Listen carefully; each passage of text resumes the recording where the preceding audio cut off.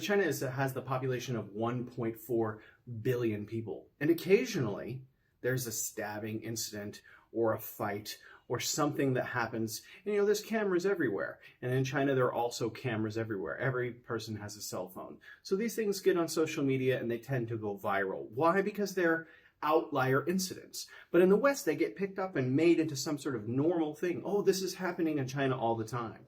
When you actually look at the statistics, in the United States, you are 16 times more likely to be in a violent criminal activity, to be the subject of intense violence. So for people in the West to accuse China of being a very dangerous place is ridiculous. Anyone who's ever lived in China, South Korea, and Japan knows that all three of these countries tend to be ridiculously safer than the United States, than the UK.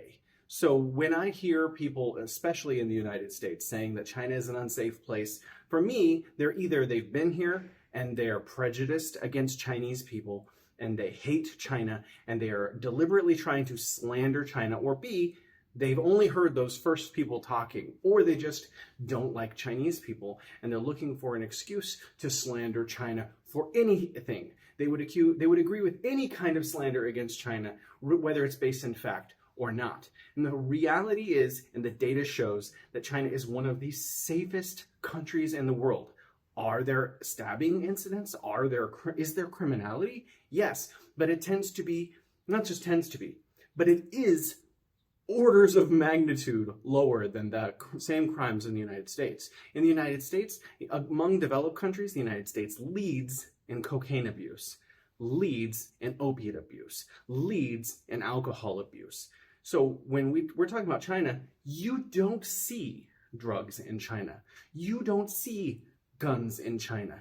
The United States is the leader of gun violence, has the largest prison population in the world, and has the most homicides per capita, considerably more so than China, one of the safest places. And if you go online and you look at just average small vloggers on YouTube, average vloggers who've just taken a few trips to China, they will always note the intense amount of safety.